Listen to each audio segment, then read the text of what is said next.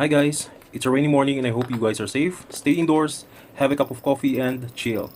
Anyway, habang indoors tayo, let's just talk about how to keep your bicycle net in good condition. Last time, we talk about bicycle net or cargo net. Madaming terms dito actually. Tawag ng iba dito ay spider net, luggage, or parcel net, at madami pang iba. If hindi nyo pa napanood, nasa description lang yung link cause it talk about different uses, specs, and actual demonstration. So if you want to find out what size of net fits your bike, pause nyo muna and simply check it out. Anyway, this time, we'll just share kung paano natin mamimaintain ng kaunti yung itsura niya. Of course, kasama din yung performance. Take note na gawa lang naman to sa goma at tela, so over time ay nabaworn out din. And because it's stretchable or nababanat with daily and heavy usage, nababawasan din yung elasticity. Take note of the term, heavy usage. But it doesn't mean na hindi mo na ma-extend ang lifespan. And I'm just gonna share a very simple technique to keep it in at least 80% condition. It's so simple na probably ay alam mo na, but hindi lang nagsisink in or hindi mo lang pinapractice kasi either tinatamad ka or nakakalimutan mo na. Since yung mga ganitong bike commuting accessories naman, parang hindi mo na nakita siguro yung importance or kasi mura lang naman. Kumbaga, ang dali palitan, ang daling bumili, kumbaga napaka-accessible nung mga sources. So anyway, let's dive into the topic. What you're seeing right now are two cargo nets. Yung black net ay more than a year na. Yung pula naman ay nasa 8 to 9 months of use pa lang. If hindi nyo pa napansin, yung red net ay lasog-lasog na at sobrang worn out na ang itsura. Loose na kumbaga or maluwag. Hence, hindi na mapapakinabangan ng maayos. Yung black naman ay still tight, intact, still in form and proper shape. In short, okay na okay pa both in aesthetics and function. Let's try to simulate yung paggamit mismo. So of course, nothing but yung pagka-attach sa crate or box. So ayan, kita nyo na, bukod sa sobrang loose ay medyo nagkakabuhol-buhol na. Mahirap nang ibalik sa pagiging square kasi nga yung mga nuts ay nagkakasali-saliwa na. Take note na I really tried to fix the nuts at yung pagkakabuhol-buhol pero it's a hopeless case since sobrang luwag na din naman ito. Laylay na siya sa bike rack and it's really an effort to use even as pantali.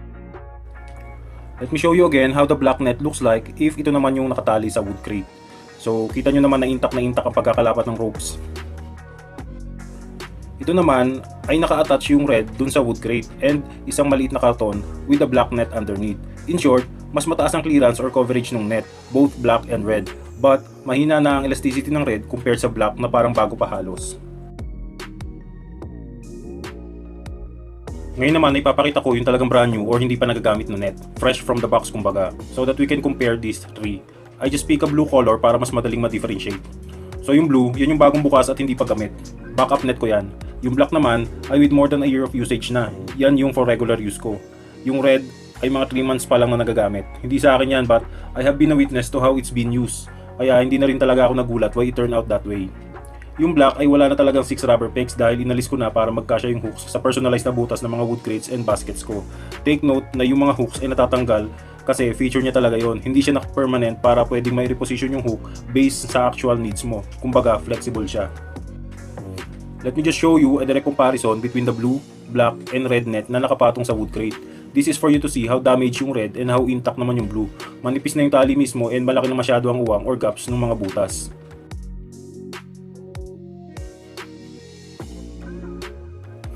Gaya ng sabi ko, simple lang. If possible, huwag nyo i-overstretch hanggat maaari. But I understand na minsan ay madami talaga tayong dala, so pinagkakasya na natin yung isang net. But if you can, pwede naman kayo bumili ng extra pang net and then pagdugtungin nyo to form a bigger one if talagang madami kayong dala. Kumbaga, be mindful na lang of its capacity. Kung ilan yun or ano yun, i-estimate nyo na lang. Makikita nyo naman yan if parang pilit na yung pagka-stretch. I understand na one of the reasons kung bakit tayo bumili nito ay para ipang-secure sa mga crates natin. Yung ibang crates na nakikita ko malalaki pa. If pang-cover lang naman or para hindi malaglag yung mga gamit, i-hook natin dun sa pinakamalapit lang na butas. After all, yung mga ordinary crates naman ay madami mga butas or entry points na pwedeng pagsasabitan. So my point here is again, if may option not to overstretch, ayun na lang ang course na i-take. Mabalik tayo sa crates. Ito pinaka-importante. If na-serve na yung purpose ng net, meaning wala nang need para ilatag or i-attach or i-hook, then itupin na natin agad-agad. In other words, huwag nating hayaan na naka-cover sa ating crates na hindi naman kailangan. For example, if tapos ka ng mamalengke at nakapark na naman yung bike mo, huwag mo nang hayaan na naka-attach pa yung net sa basket or crates na naka-stretch. Itabi mo na agad. Use it as needed, then keep it when not in use. Pag kasi nakababad yan sa pagkaka-stretch, mas madali masira. Yung pulang net na nakita nyo, ang nangyari kasi dyan ay ginagamit or hindi, nakakover siya sa medium size crate.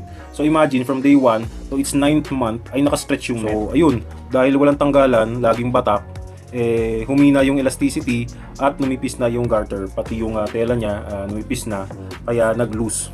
Isa pang maganda, pag tinatabi mo yung net, pag hindi naman kailangan, let's say nakapark yung bike mo, naiiwas mo yung net mismo sa direct sunlight, just in case mapwesto yung bike mo sa part na maaraw. Again, yung black na nakita nyo, yan mismo yung gamit ko. More than 1 year na. And simple lang naman ang routine. Pag hindi talaga kasya sa isa, then sa ibang bag ko na nilalagay yung gamit na ilalagay ko pa sana doon. Then pag hindi na ginagamit, tinatabi ko na kasama yung ibang bike commute essentials ko. Hindi siya nakababad sa pagkakahook. Or pwede namang nakababad basta hindi lang siya may stretch. So ang tanong ngayon, possible bang hindi siya ma-stretch even if nakahook na siya doon sa mga butas ng crate nyo? Well, ang sagot dyan, yes, napaka-possible niya. Nangyayari yan kapag yung crates mo ay maliliit. Kung familiar kayo dun sa mga Sunmig crates or yung mga tiny beer crates, yung mga maliliit lang, doon kasya siya nang hindi na-stretch. Kumbaga saktong-sakto lang yung pagkakalapat niya. Okay? So hindi loose, hindi rin naman sobrang sikip.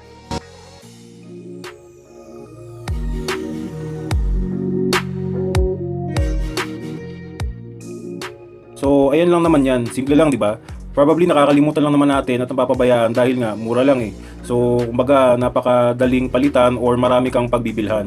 Or hindi mo naman laging ginagamit unless ikaw ay tiga-deliver. Kaya if you practice this routine towards the net, for sure madadagdagan yung lifespan niya at hindi agad-agad maluluma or masisira yung net mo. So ayun guys, I hope nakatulong.